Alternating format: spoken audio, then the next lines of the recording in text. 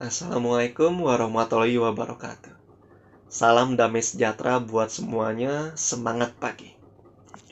Kami dari Universitas Pamulang, program studi S1 Akuntansi, Fakultas Ekonomi dan Bisnis. Kami akan mempresentasikan tentang mata kuliah akuntansi keuangan dengan dosen pengampu Bapak Muhammad Ali Akbar SE, MSI AKCA. Kami beranggotakan 3 orang. Yang pertama yaitu saya sendiri, Rama Fukron. Yang kedua, Muhammad Asas Kusuma. Dan juga Putra Persada Ginting. Pada kesempatan ini, kita akan membahas 2 topik penting dalam dunia akuntansi, yaitu persediaan dan investasi jangka pendek. Kedua topik ini memiliki peran yang sangat penting dalam pengelolaan keuangan dan operasional perusahaan. Oke, mari langsung saja kita mulai pembahasan aspek-aspek ini. Yang pertama, kita akan membahas tentang akuntansi persediaan. Apa sih itu akuntansi persediaan? Menurut PSAK 14, persediaan merupakan aset yang tersedia untuk dijual dalam kegiatan normal, aset dalam proses produksi untuk penjualan, dan juga aset dalam bentuk bahan baku yang digunakan untuk proses produksi. Jadi, persediaan barang dalam suatu perusahaan merupakan jumlah yang berpengaruh dalam laporan keuangan. Oleh karena itu, persediaan harus dipisahkan yang sudah dapat dibebankan sebagai biaya dan mana yang masih belum terjual. Selanjutnya kita akan membahas klasifikasi persediaan. Secara umum, beberapa persediaan dapat dikelompokkan berdasarkan jenis perusahaan, yaitu menjadi 2, perusahaan dagang dan perusahaan manufaktur. Perusahaan dagang di dalam perusahaan ini hanya terdapat satu jenis persediaan, yaitu sebagai persediaan barang dagangan atau biasa dikenal merchandise inventory. Yang kedua, perusahaan manufaktur. Perusahaan manufaktur ini dibagi 3 jenis barang. Yang pertama itu bahan baku dan bahan penolong. Yang kedua, barang dalam proses. Dan yang ketiga, barang jadi. Bahan baku dan bahan penolong. Bahan baku itu adalah barang-barang yang digunakan dalam proses produksi. Bahan penolong, bahan tambahan yang diperlukan dalam proses produksi. Jadi, bahan yang dibeli untuk penyerahan barang, penjualan, dan fungsi administratif tidak boleh dilaporkan sebagai bahan baku. Yang kedua, barang dalam proses.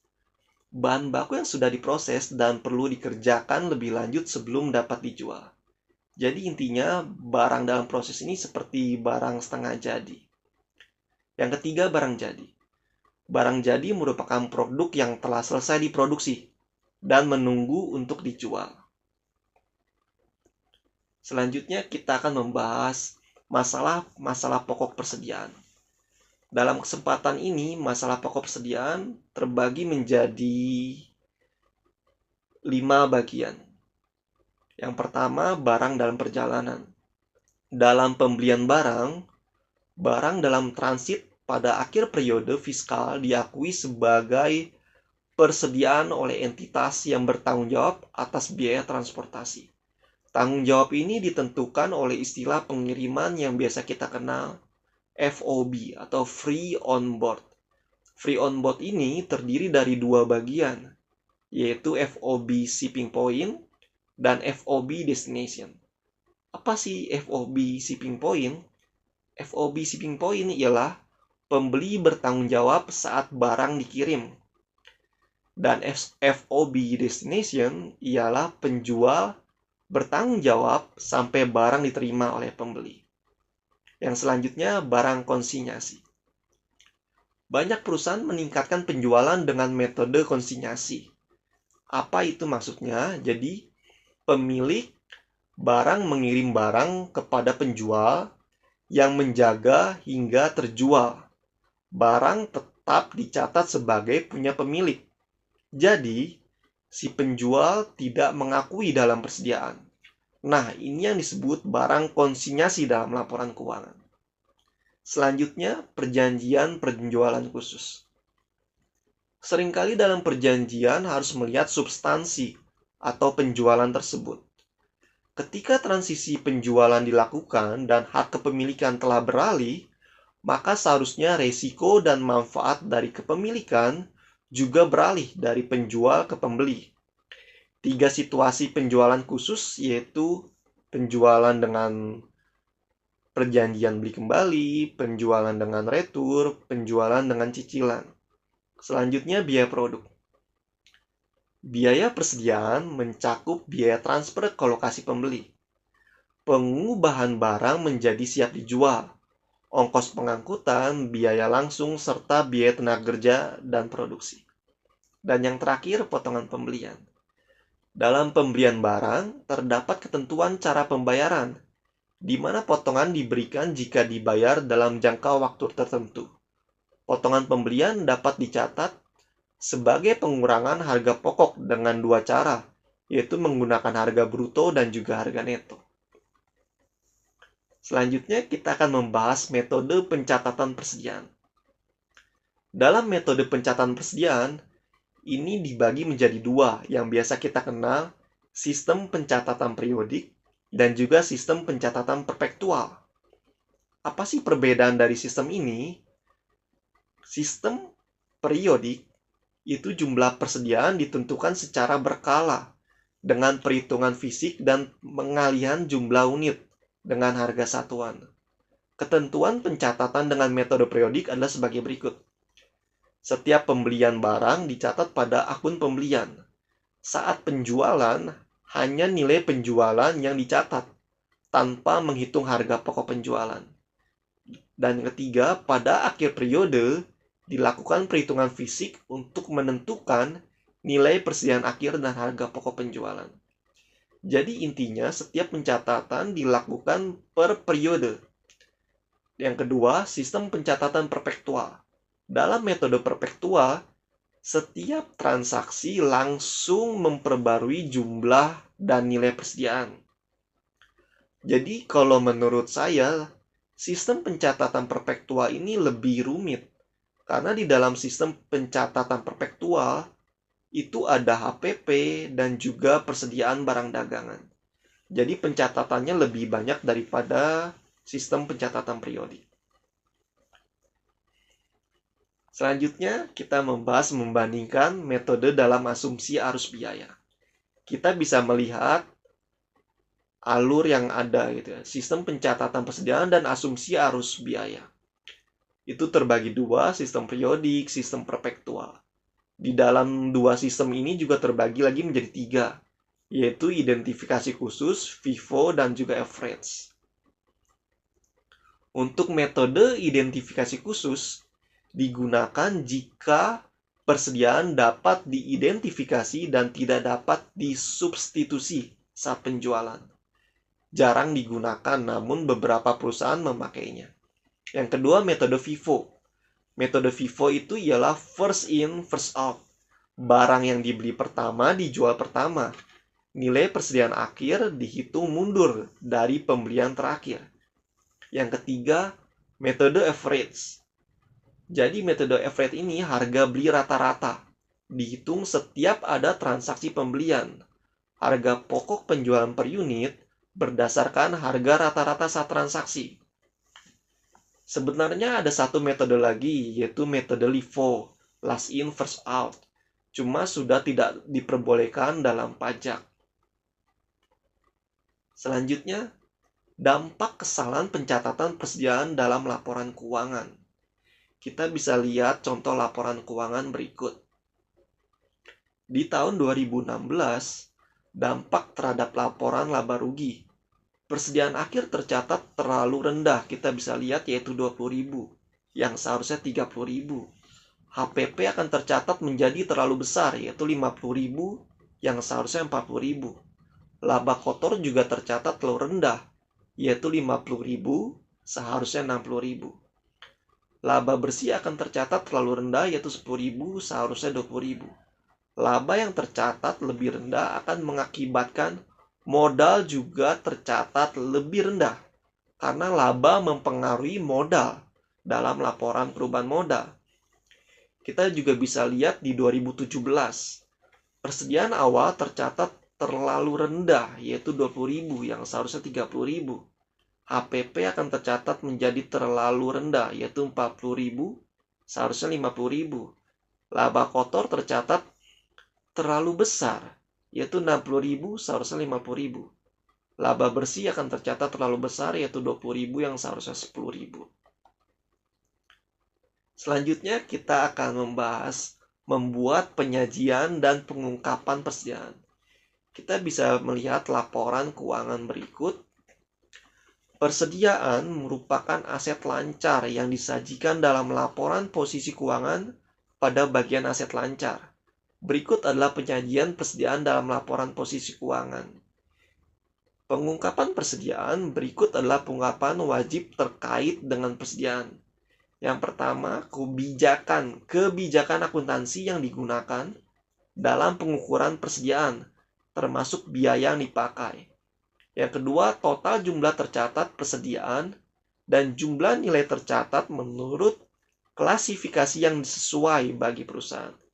Yang ketiga, jumlah tercatat persediaan dan jumlah nilai tercatat sebesar nilai neto. Oke. Sekian presentasi dari saya. Selanjutnya mengenai pembahasan akuntansi persediaan lanjutan dan juga investasi jangka pendek akan dilanjutkan oleh teman saya. Terima kasih. Semangat pagi.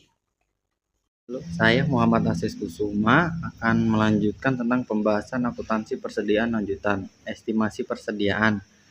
Metode estimasi persediaan merupakan metode atau cara penaksiran nilai persediaan pada kondisi tertentu untuk kebutuhan laporan interim dan internal. Metode estimasi persediaan dibagi menjadi dua, yaitu 1. Metode estimasi persediaan eceran. 2. Metode estimasi persediaan laba kotor. Memperkirakan nilai persediaan dengan metode eceran. Metode ini dipakai secara luas oleh perusahaan yang menjual barang dagangannya secara eceran untuk memperoleh estimasi yang andal tentang posisi persediaan. Keunggulan dari metode ini adalah 1. Estimasi persediaan internal dapat diperoleh tanpa melakukan perhitungan fisik. 2. Menghemat waktu dan biaya. 3. Kesalahan dalam penaksiran nilai untuk inventory dengan metode retail ini mungkin saja terjadi. Karena itu, penghitungan fisik persediaan harus dilakukan paling tidak 1 kali dalam 1 tahun untuk annual financial statement. Metode nilai pengganti. Pada setiap akhir periode laporan, entitas penilai apakah terdapat indikasi aset pengalaman penurunan nilai. Jika terdapat indikasi tersebut, maka entitas mengestimasi jumlah terpulihnya aset tersebut. Suatu aset mengalami penurunan nilai jika jumlah tercatatnya melebihi jumlah terpulihnya. Dalam menilai indikasi penurunan nilai aset, entitas minimal mempertimbangkan 1. Penurunan signifikan nilai aset melebihi perkiraan waktu atau pemakaian normal. 2. Perubahan signifikan teknologi, pasar, ekonomi, atau hukum. 3. Suku bunga pasar atau tingkat imbal hasil. 4. Nilai buku aset neto melebihi kapitalisasi pasar. Harga pokok persediaan bisa turun karena beberapa hal, yaitu 1. Rusak atau ketinggalan zaman. 2. Penurunan harga. 3. Hilang atau rusak parah. Nilai realisasi neto ditentukan sebagai berikut. Nilai realisasi neto sama dengan perkiraan harga jual dikurang biaya langsung atas pelepasan. Biaya langsung atas pelepasan mencakup beberapa penjual seperti iklan khusus atau komisi penjualan. Sebagai ilustrasi, asumsikan data tersebut tentang persediaan yang rusak. Biaya awal 1 juta, perkiraan harga jual 800, perkiraan beban penjualan 150. Dalam penerapan LCM, nilai pasar dari persediaan adalah 650, dihitung sebagai berikut. Nilai pasar Nilai pasar dalam kurung nilai realisasi neto sama dengan 800 dikurang 650. Jadi persediaan akan dinilai sebesar 650, yang mana lebih rendah dari biaya perolehannya sebesar 1 juta dan nilai pasarnya adalah 650. Metode nilai pengganti dapat diterapkan dengan 3 cara, yaitu 1. Pada tiap-tiap jenis barang, 2. Pada tiap-tiap kelompok barang, 3. Pada nilai persediaan secara keseluruhan. Penurunan harga dicatat dalam beban pokok penjualan, mengurangi laba bruto dan laba neto pada periode tersebut. Ini mencerminkan penurunan harga secara langsung dalam laporan keuangan. Misalnya dari 400 unit barang A pada 31 Desember 2016. Biaya unit 10.250. Nilai pasar atau realisasi neto per unit 9.500. Karena nilai pasar lebih rendah, 9.500 per unit digunakan dalam metode nilai pasar atau biaya yang lebih rendah. Pencatatan penurunan persediaan. Dalam metode ini, jika persediaan di bawah biaya harga pasar, kurang dari biaya, persediaan harus disajikan sebesar harga pasarnya. Penurunan persediaan dapat dicatat dengan metode langsung dan metode cadangan. Penurunan harga pokok persediaan bisa terjadi karena rusak, ketinggalan zaman, penurunan harga, hilang, atau rusak parah. Penilaian nilai realisasi neto harus dilakukan secara berkala. Jika nilai realisasi neto meningkat setelah penurunan nilai, jumlah tercatat baru adalah nilai terendah antara biaya atau nilai realisasi neto yang telah direvisi. Baik, perkenalkan, nama saya Putra Pasada Ginting dengan NIM 2010 1120 1284. Di sini saya akan melanjutkan presentasi selanjutnya tentang investasi jangka pendek. Yang pertama, pengertian investasi jangka pendek deposito. Perusahaan dapat menanamkan atau investasi uangnya dalam bentuk deposito pada bank.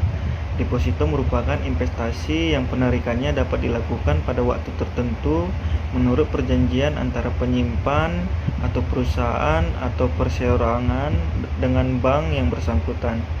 Jatuh tempo deposito umumnya terdiri dari 1 bulan, 3 bulan, 6 bulan, 12 bulan, 18 bulan, dan 24 bulan.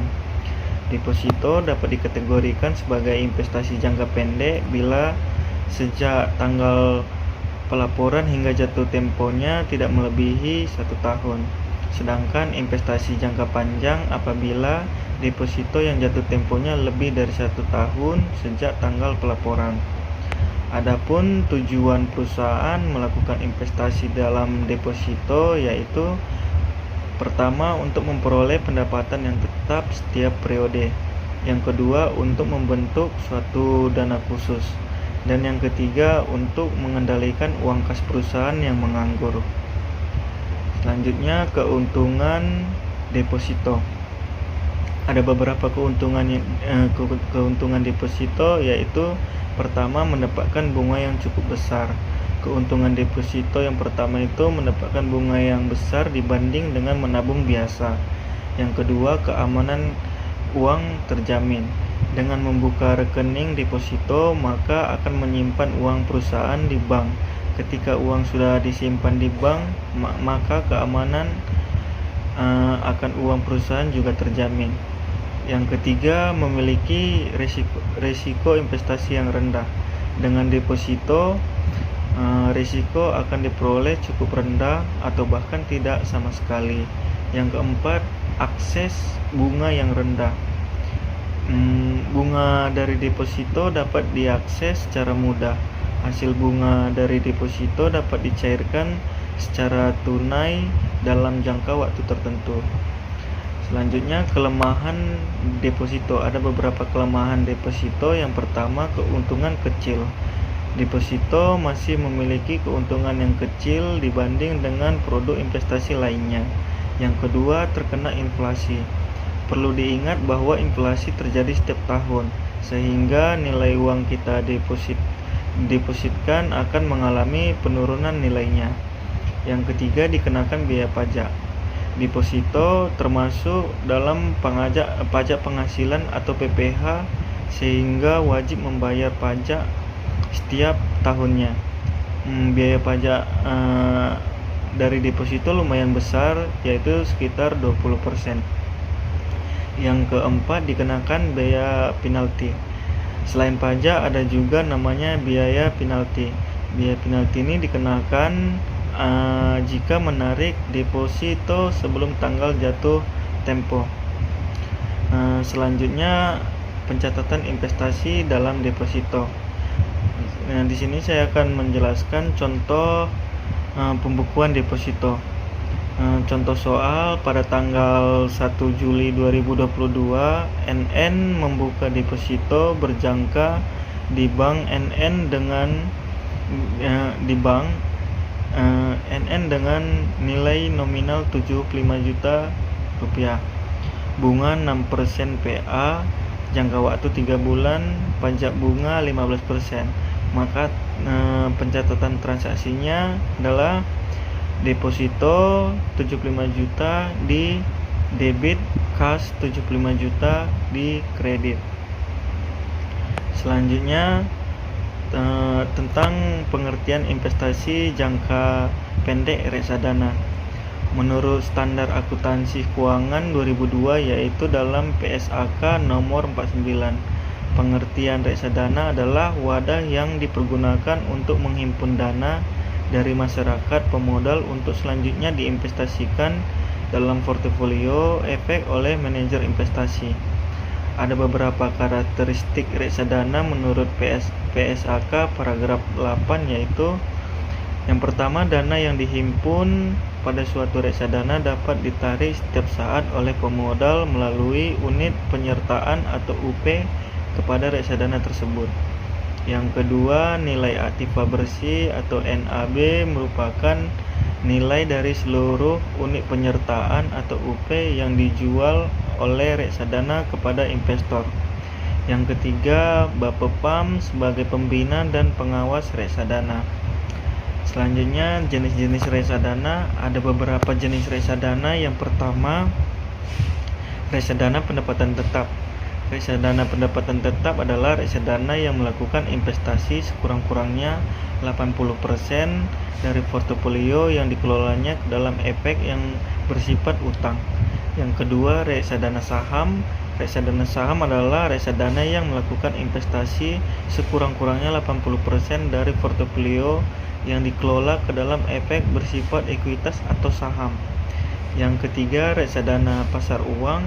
Reksadana pasar uang didefinisikan sebagai reksadana yang melakukan investasi 100% pada efek pasar uang. Efek pasar uang sendiri didefinisikan sebagai efek-efek utang yang berjangka kurang dari 1 tahun. Yang keempat, jenis reksadana campuran. Jenis reksadana campuran dapat melakukan investasinya baik pada efek utang maupun ekuitas dan porsi alokasi yang lebih fleksibel. Yang kelima, reksadana indeks. Reksadana indeks adalah jenis yang isinya sebagian besar dari indeks tertentu dan dikelola dengan pasif atau tidak jual beli di bursa, kecuali subscription baru atau redemption, sehingga keuntungan dan kerugiannya sejalan dengan indeks tersebut. Yang terakhir, jenis reksadana proteksi. Reksadana proteksi adalah jenis yang memproteksi nilai investasi hingga 100% jika investasi awal tetap dipertahankan sehingga tanggal jatuh tempo. Ini tidak berlaku jika dicairkan sebelum jatuh tempo. Selanjutnya, manfaat dan risiko reksadana. Ada beberapa manfaat dari reksadana. Yang pertama, investor walaupun tidak memiliki dana yang cukup besar dapat melakukan diversifikasi investasi dalam efek sehingga dapat memperkecil risiko. Yang kedua, reksadana mempermudah untuk investor melakukan investasi di pasar modal, seperti menentukan saham-saham yang baik untuk dibeli. Yang ketiga, efisiensi waktu.